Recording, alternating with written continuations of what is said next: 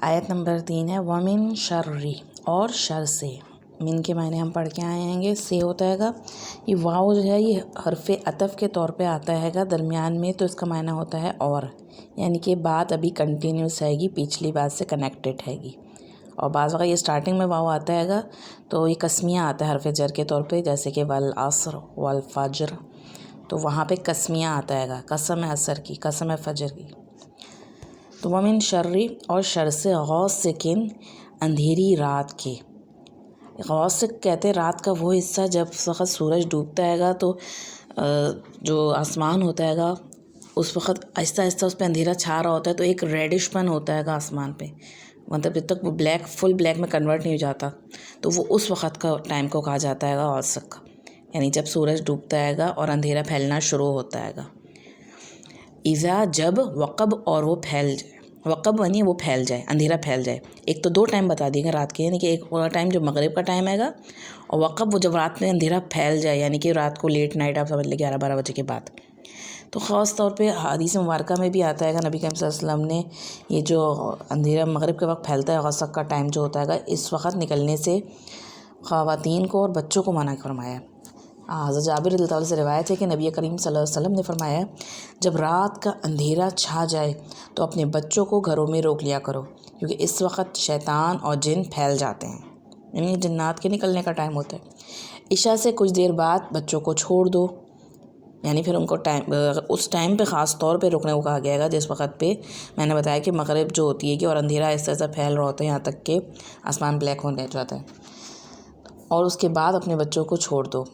اور گھر کا دروازہ بسم اللہ پڑھ کر بند کرو، چراغ بسم اللہ پڑھ کر بجھاؤ، پانی کا برتن بسم اللہ پڑھ کر ڈھانپو، اور دوسرے برتن بھی بسم اللہ کہہ کر ڈھانپو. اگر برتن ڈھانپنے کے لیے کوئی ڈھکن نہ ملے تو کوئی بھی چیز آڑی رکھ دو بسم اللہ کہہ کے. یعنی آپ رات کو جب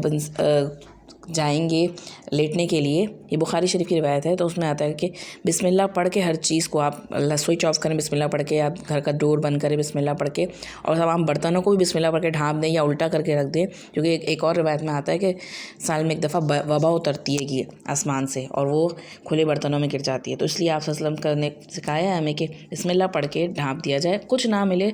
تو ایون کوئی لکڑی لے کر مطلب اس کے اوپر بسم اللہ کہہ کے رکھ دیا تو بسم اللہ کی برکت سے اس میں کوئی چیز نہیں جا سکے گی.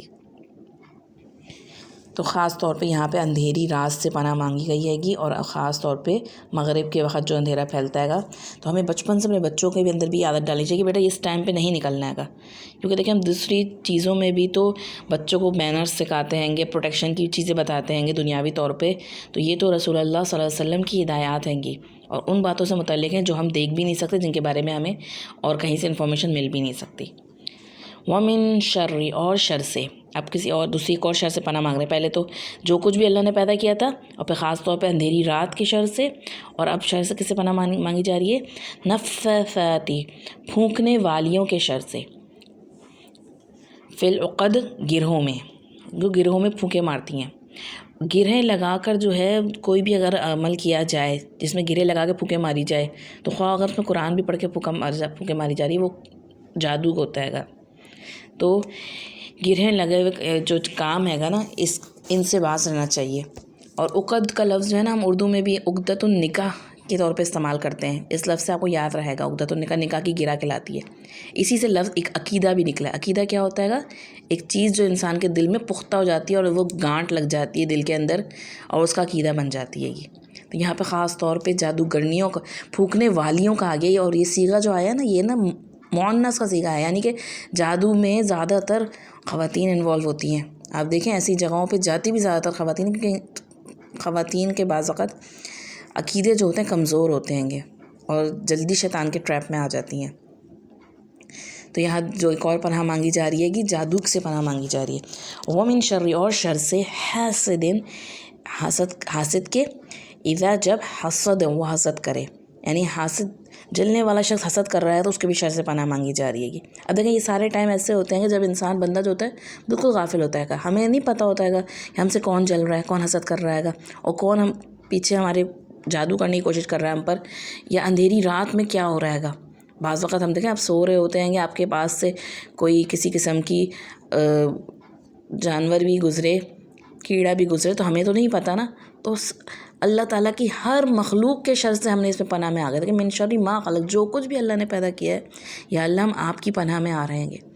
اس کو تھوڑا سا امیجنیشن میں لا کے ویژولائز کر کے جب آپ اس کو پڑھیں گے نا سمجھتے ہوئے ذہن کو، تو ایک عقیدہ بن جاتا ہے انسان کا، اور پھر انسان کے اندر توکل پیدا ہوتا ہے۔ بعض کا دیکھیں یہ تو نبی کریم صلی اللہ علیہ وسلم کی ہدایت سے ثابت ہے کہ ہمیں ہر نماز کے بعد معوذتین پڑھنی ہے گی، سورہ اخلاص، فلق اور ناس تینوں پڑھنی ہیں گی ہر نماز کے بعد 1 مرتبہ۔ اس کے بعد فجر کے بعد ہمیں 3 مرتبہ پڑھنے کا حکم دیا گیا ہے۔ اس کے بعد عصر اور مغرب کے درمیان یعنی شام کے اذکار جب ہم کریں گے 3 مرتبہ پڑھنا ہے۔ اور رات کو سوتے وقت تو آپ صلی اللہ علیہ وسلم کا معمول تھا کہ آپ صلی اللہ علیہ وسلم دونوں ہاتھ پھیلاتے اور دونوں ہاتھوں کو سامنے رکھتے یوں کر کے، اور اس پہ پھر سورۃ الاخلاص، پھر فلق اور ناس تینوں پڑھتے اور اس پہ پھونکتے، اور پھر اپنے پورے جسم پہ، پہلے سر پہ، پھر چہرے پہ، اور باقی جسم پہ جہاں تک ہاتھ جاتا آپ اسے ملتے، اور پھر یہ پورا پروسیس آپ 3 مرتبہ کرتے، یعنی کہ تینوں صورتیں پڑھی، پھونکی، اور ایک دفعہ پھیر لی، پھر دوبارہ تینوں پڑھی، پھونکی، اور پھیر لی، اور پھر تیسری مرتبہ۔ تو اس سے کیا ہوتا ہے گا کہ ایک تو آپ کو ان الفاظ کی وجہ سے بھی پروٹیکشن ملتی ہے، کیونکہ یہ قرآن مجید اللہ کا کلام ہے، لیکن جب آپ اس کو سمجھتے ہوئے، سوچتے ہوئے، ایک عقیدے کے ساتھ پڑھتے ہیں گے کہ میں تو ہر شر سے خالق کی پناہ میں جا رہی ہوں، تو پھر ظاہر سی بات ہے آپ کا اندر کا جو خوف والا ایلیمنٹ ہے گا وہ آپ کے اندر جو ہے گا وہ جان نہیں پکڑتا ہے گا، کیونکہ جب سے ہم دیکھ رہے ہیں لاسٹ ایئر سے وائرس پھیلائے گا تو لوگوں کے اندر خوف بھی بڑھ جائے گا۔ تو ہر طرح کے شرور سے اللہ کی پناہ میں آ کر آپ توکل کے ساتھ اپنے کاموں میں جو نیکی کے کام ہے اس میں مصروف ہو سکتے ہیں گے کہ میں تو اب اللہ رب العزت کی پناہ میں ہوں، اور جب تک اللہ نہ چاہے تو مجھے اب چونٹی بھی نہیں کاٹ سکتی۔ تو خاص طور پہ یہ جو صورت ہے سورۃ الفلق، یہ انسان کو بیرونی چیزوں سے پناہ دیتی ہے۔ ہم نے سورۃ الناس میں کیا پڑھا تھا کہ اندر کے شیطان، اندر کے وسوسے، اور جو انسان کے اندر کی چیزیں ہیں گی اس سے پناہ کے لیے یہاں پہ پناہ مانگی گئی تھی اللہ تعالیٰ سے۔ اور یہ اس صورت میں بیرونی طور پہ جو بھی شرور موجود ہیں گے، وہ رات کے اندھیرے میں ہے، جادو کے طور پہ، یا کوئی شخص انسانوں میں سے حسد کر رہا ہے گا، یا کوئی بھی اللہ کی مخلوق، من شر ما خلق، جس کو بھی اللہ تعالیٰ نے پیدا کیا اس کے شر سے پناہ چاہتی ہوں۔ اللہ تعالیٰ اس کے شر سے ہمیں حفاظت میں رکھے۔ تو یہاں پہ ہم نے اس 2 صورتیں مکمل کر لی ہیں کہ ان صورتوں کو اپنے معمول میں لائیں، روٹین میں، جس طریقے سے نبی کریم صلی اللہ علیہ وسلم کے فرمان کے مطابق صبح شام کے اذکار میں، رات کو سوتے وقت، اور کسی وقت بھی انسان کو کسی بھی قسم کی،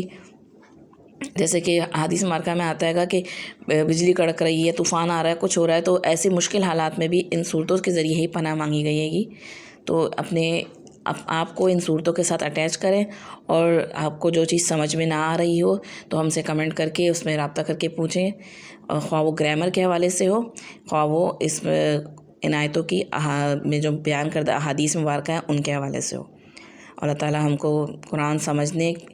کی توفیق عطا فرمائے، اور پھر اس پہ عمل کرنے کی، اور اسے آگے پھیلانے والا بنائے۔ آمین۔